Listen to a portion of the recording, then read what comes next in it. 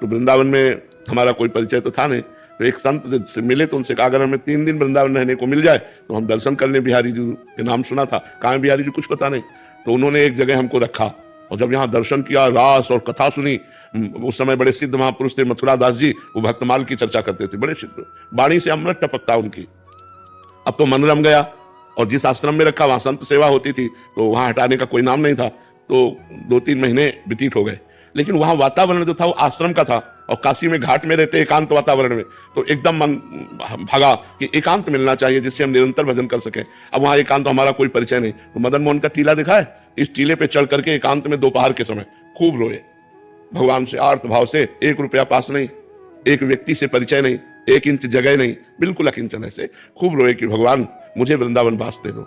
कहीं भी अगर एक कोने में मैं पड़ा रहूं, वृंदावन से कभी बाहर न जाऊं तो मेरा जीवन सार्थक हो जाए। प्रभु अब मैं रास के बिना नहीं जी सकता, अब मैं वृंदावन के बिना नहीं जी सकता। ये जो भगवत कथा होती है, ये जो रास होता है, उस समय उड़िया बाबा में रास हुआ करता था, अब तो सब परिवर्तन हो गया। ये स्वामी रासाचार्य श्री राम स्वरूप जी का पांडाल, यहाँ रास होता, पांडाले टूट गया। अब तो बड़ा समय आधुनिक आ गया है, जगह जगह बिल्डिंगे, नहीं तो बहुत लता पता सब। रोए बच्चा, जब खूब रोए, घंटों रोए और रो करके सोचा कि अब चलो काशी चलते हैं। पुनः जैसा हमारा जीवन था, तो जो ही उतरे तो एक छोटी सी इतनी बड़ी लाली गौर वर्ण की हमारा चला पकड़ा, दोपहर का समय था और बस ऐसे घूमने लगी चारों तरफ और बोले थे जाएगो बाबा जाएगो। तो हमारी तो कुछ समझ में नहीं आ रहा था क्योंकि भाव में एकदम उतरे थे, अचला छीना ऐसे चल दिया। जब आगे चले तो हमारे दिमाग में आया ये लाली क्या कह रही थी, जाएगो बाबा। हम ऊपर सोच के आए कि काशी जाना है, ये क्या, ये लाली क्यों। तब लगा यार श्री जी तो नहीं थी, क्योंकि वृंदावन। फिर लौट के आए, हमें लगा कि किसी गोस्वामी की कन्या होगी, तो लौट के आए, वहां आसपास पूछा तो बोले यहाँ तो बाबा जी रहते हैं सब, मदन मोहन जी के नीचे, यहाँ तो बाबा जी रहते हैं, यहाँ तो कोई कन्या है नहीं, लड़के है नहीं।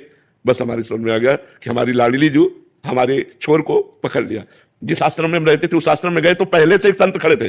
उन्होंने कहा बाबा एक महेशानंद गिरी जी संत हैं, आप उनको नहीं जानते, उन्होंने आपको देखा है, वो आपसे मिलना चाहते हैं। उनका क्यों, जब जानते नहीं तो क्यों मिलना। बोले हमें पता नहीं लेकिन आपको बुलाया है। हम गए, बोले वहां जहां आप रह रहे हो वहां अनुकूल आपके नहीं होगा, ये कमरा है एकांत में, आप यहाँ रह लीजिए। आप क्या व्यवस्था लाडली जी की, और आज देख लो सब व्यवस्था उन्हीं की। तो यहाँ वृंदावन वास के लिए एकमात्र केवल रोना ही साधना है कि लाडली जो रीझ जाए और वो पास दे दे तो सब व्यवस्था बन जाए। यहाँ कोई धन बल से वृंदावन नहीं रह सकता, क्योंकि पास जब तक नहीं होगा तब तक वृंदावन वास नहीं होगा।